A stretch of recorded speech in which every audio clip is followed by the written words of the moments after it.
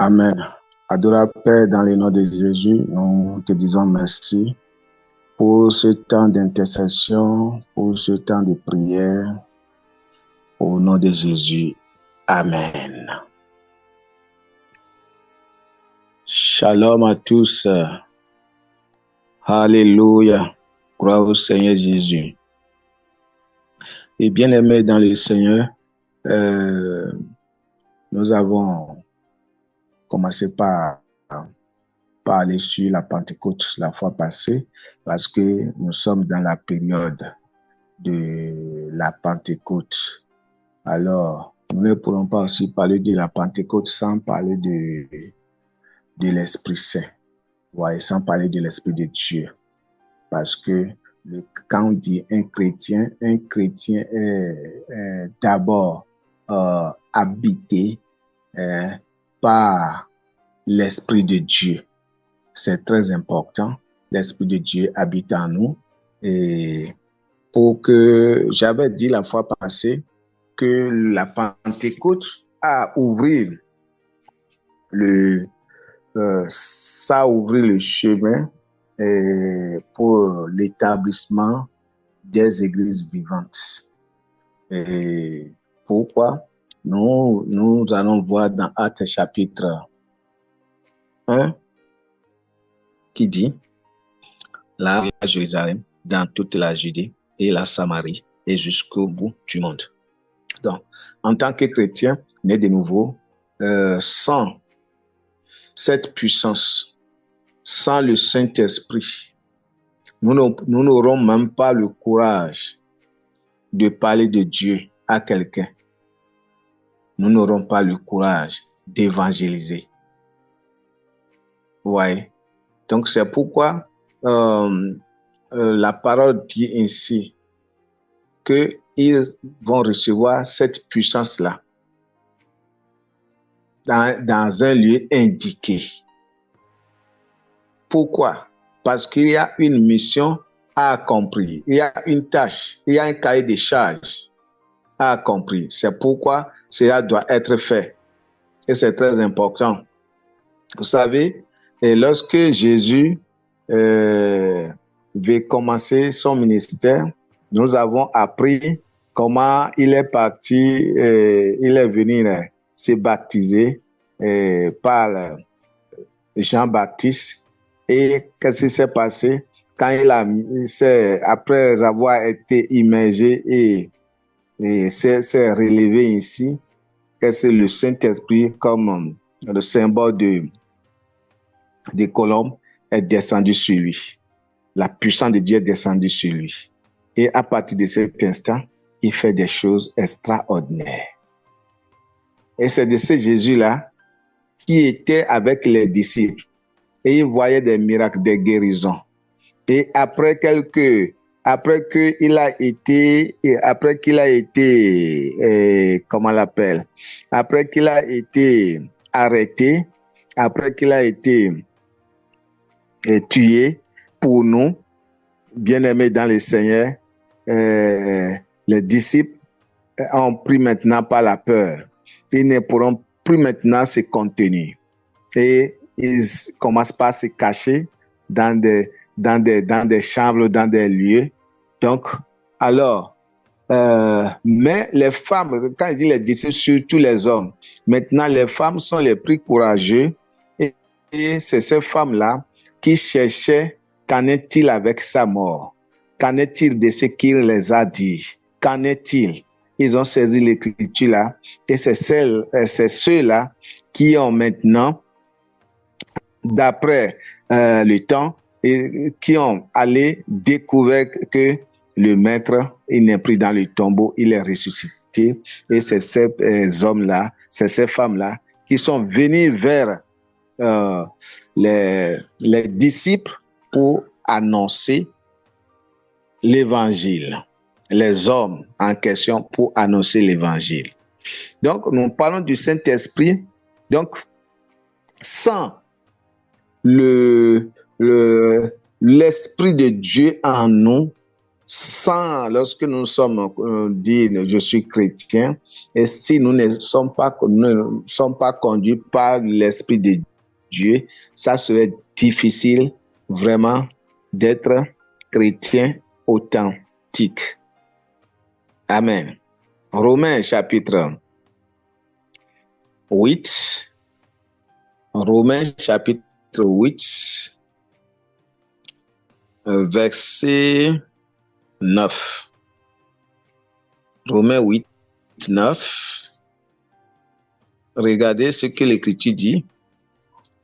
Il dit, vous, au contraire, vous n'êtes pas livrés à vous-même. D'autres versions disent, vous ne vous appartenez pas. C'est que vous ne vous appartenez pas. Ici, il dit, vous n'êtes pas livré à vous-même. Mais vous dépendez de l'Esprit. Vous dépendez de l'Esprit. Nous dépendons de l'Esprit de Dieu. Vous voyez? Si nous sommes chrétiens, si nous sommes nés de nouveau, donc c'est pourquoi la Pentecôte est instaurée. Et j'allais dire, la fois passée, la Pentecôte est instaurée après quoi? La délivrance, après la Pâque, 50 jours après la Pâque. Vous voyez? 50 jours après la Pâque. La Pentecôte, c'est quoi? C'est une fête de semaine. C'est une fête de semaine. Ça, c'est dans l'Ancien Testament. C'est une fête de semaine où on amène les prémices, comme on peut dire aujourd'hui, la dîme ou bien les offrandes nécessaires dans la maison de Dieu. C'est un signe de reconnaissance du bienfait de l'Éternel dans notre vie, de ce que Dieu fait dans notre vie quotidiennement. Parce qu'ils ont vu ce qui était passé dans l'Égypte avec les pharaons, etc., comment ils étaient esclavages dans le passé, et maintenant, Dieu les a délivrés, Dieu les a amenés dans une autre nouvelle terre, une terre de promesse, une terre de gloire. Alors, tout ce qu'ils faisaient là, donc, ils ont instauré cette fête-là pour faire quoi?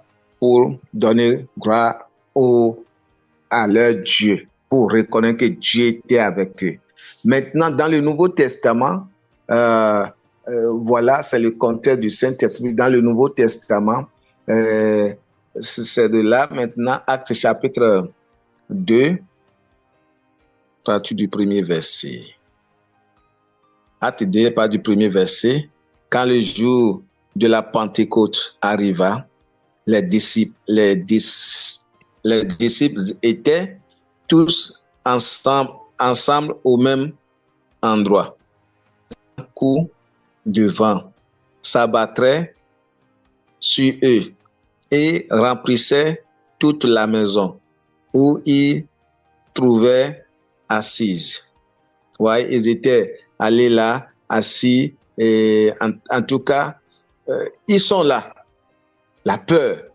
Donc, et c'est de là qu'ils devaient recevoir l'effusion du Saint-Esprit, les apôtres. Donc, ils étaient là et voilà, le Seigneur, par le signe de vent, a rentré dans la maison, là où ils étaient, et il a envoyé l'Esprit sur la vie de chaque personne, de chaque apôtre. Et vous voyez, et des gens ont commencé par parler en langue, et de là, il les a donné différents dons de miracles, dons de guérison, etc. La parole de connaissance, la prophétie, et voilà les œuvres. Parce qu'on ne peut pas aussi parler de Pentecôte sans parler des œuvres de l'Esprit. Voilà, toutes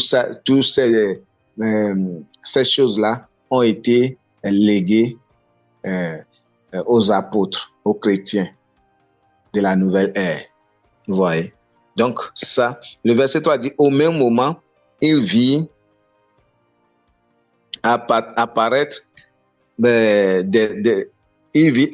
des sortes de langues qui ressemblaient à des flammèches. Elles se séparaient et allèrent se poser sur la tête de chacun d'eux. Aussitôt, ils furent tous remplis du Saint-Esprit et commencèrent à parler dans différentes langues. Chacun s'exprima comme le Saint-Esprit lui donnait de le faire. Or, si ce moment-là, des Juifs pieux venus de toutes les nations du monde séjournaient à Jérusalem. Ouais, la Bible dit qu'en ce moment-là, les Juifs pieux, ceux-là qui se disent connaissent Dieu, ceux-là qui se disent qu'ils connaissent le cœur de Dieu et qui se font sages, ils étaient là, mais ils ont vu ce prodige, ce miracle. Ils étaient étonnés. Ils étaient étouffés de ce qu'ils ont vu. C'est du jamais vu. Donc, ils ont commandé, mais ce peuple-là, mais ils n'aiment pas manœuvrer, ils ont vu bien c'est quoi. Et on entend, quand ils parlaient en langue, c'est que on entend c'est que il y a des uns qui l'entendent comme c'est l'espagnol, des autres qui l'entendent comme c'est de la c'est français, c'est de l'anglais, etc. Et ces langues-là, on peut les interpréter. Oui. Donc, voilà, quand on parle de Pentecôte, le Seigneur nous a donné beaucoup de choses. Il nous a fait beaucoup de choses en cette période. Et nous allons voir encore quelque chose dans les livres de Romains 8. Nous allons quitter là et regarder Romains 8. Romains 8, verset 14. Verset 14. Non, nous allons, au lieu de verset 14, nous allons commencer du verset 13 au 14e verset. Verset 13 et 14. Amen. Ouais, il dit, car si vous vivez à la manière de l'homme, car si vous vivez à la manière de l'homme, livré à lui-même. Si nous vivons à la manière de l'homme qui se livre à lui-même, voyez-vous, c'est ce que cela voudrait dire. Il dit, vous allez mourir. Donc, nous, en tant que chrétiens nés de nouveau, bien-aimés, nous devons suivre l'Esprit de Dieu. Nous n'allons pas vivre selon, selon comme nous le voulons et faire ce que nous voulons. Non, nous devons vraiment libérer notre cœur, ouvrir notre cœur à l'Esprit de Dieu, afin que nos déplacements, ce ne serait plus notre personne, que ce soit Dieu en déplacement. Nos paroles, que ça ne sera pas la parole de la chair, que ce soit le Saint-Esprit qui s'exprime à travers nous. Nos actes, que ça ne soit plus maintenant les actes charnels, que ça soit l'Esprit Saint qui œuvre, fait beaucoup de choses en nous. Donc, c'est ce que Paul est en train de nous dire ici. Donc, nous n'allons pas continuer dans la chair. Parce que si nous continuons dans la chair, dans l'esprit de la chair, nous allons mourir. Vous voyez, ça c'est l'esprit du monde. Et il dit, vous faites mourir les actes. Regardez, il dit, mais si par l'esprit, vous faites mourir les actes mauvais que vous accomplissez dans votre corps, vous vivrez. Alléluia. Si par l'Esprit de Dieu, vous faites mourir les actes mauvais que vous accomplissez ou bien que vous commettez dans votre corps, vous vivrez. Il faut condamner ces actes-là. Il faut les détruire. Il faut que ça meure en nous. La colère. Il y a ceux-là qui se disent né de nouveau, mais il continue de prendre l'alcool, il continue de prendre de se droguer. De se droguer. Il se dit, oui, des gens qui se disent vraiment chrétiens, mais ils continuent toujours dans la débauche, la fornication, l'adultère. Ils laissent les propres femmes et aller avec les filles de dehors, ou bien les garçons de dehors, ou bien etc. Pour quelle raison? Pour quelle raison? Bien-aimé, tu te détruis. Reviens à la raison. Et la raison est que Dieu dit, tu es un enfant sanctifié. Tu es un homme sanctifié. Reste sanctifié. Ne te salis plus. Dieu ne veut pas ça. Donc c'est ça. Le verset 14 dit, car ceux qui sont conduits par l'Esprit de Dieu sont fils de Dieu. Alors, l'Esprit de Dieu nous conduit. Bien-aimé, l'Esprit de Dieu nous conduit. Est-ce que nous pourrons laisser l'Esprit de Dieu de nous conduire? Tu peux lui laisser et te conduire, c'est très important. Et c'est ce que Paul dit, car ceux qui sont conduits par l'Esprit de Dieu sont fils de Dieu. Est-ce que tu peux laisser l'Esprit de Dieu te conduire? Bien-aimé dans le Seigneur, c'est très important. Si l'Esprit de Dieu te conduit, tu n'allais pas aller prendre le cannabis. Si l'Esprit de Dieu te conduit, tu n'allais plus maintenant aller se droguer. Si l'Esprit de Dieu te conduit, tu n'iras plus maintenant dans la fornication, dans les débauches, etc. Non. Non. Tu n'aurais pas le faire. C'est ça. Alléluia. C'est ça. Et enfin, nous allons lire Éphésiens chapitre 1er, versets 13 et 14. Et ainsi dit, et en Christ, vous aussi, vous avez entendu le message de vérité, cet évangile qui vous apportait le salut. Oui, c'est aussi en Christ que vous avez cru. Vous avez obtenu de Dieu l'Esprit Saint qu'il a promis et par lequel il vous a marqué de son sceau pour lui appartenir. L'Esprit Saint, parce qu'on parle de Pentecôte, l'Esprit Saint est un cachet, un sceau sur la vie de chaque croyant qui croit véritablement au Seigneur Jésus. C'est comme nous sommes une lettre divine. Et Dieu a mis son cachet, qui est le Saint-Esprit, sur chaque enfant de Dieu qui a vraiment cru à la mort et la résurrection de Jésus, qui a cru que Jésus-Christ est le maître de sa vie, qui a cru que Jésus, c'est la mort de Jésus qui lui a donné le salut. Parce que tu ne peux pas avoir le salut par ta richesse, par l'argent que tu as dans ton compte bancaire. Non, ça ne s'achète pas.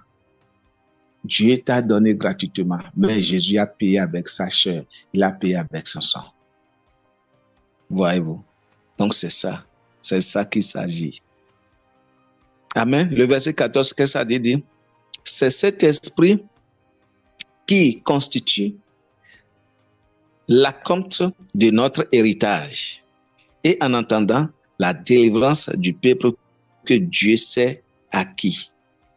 Ainsi, tout aboutit à célébrer sa gloire. Alléluia. C'est cet esprit qui constitue quoi? L'acompte de notre héritage. C'est ça. C'est par là. C'est que ça nous amène à héritier avec Christ. Nous sommes co-héritiers avec Christ. le droit que le Christ a auprès du Père au ciel, nous avons le même droit. Nous avons le même droit. Mon frère, tu as le même droit. Ma sœur, tu as le même droit. Pour les savoir, nous devons à chaque instant être dans les Écritures, sonder les Écritures, connaître notre droit et notre devoir.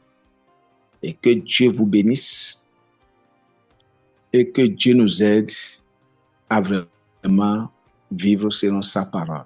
Et que le Saint-Esprit soit toujours notre partenaire qui nous guide au nom de Jésus. Amen.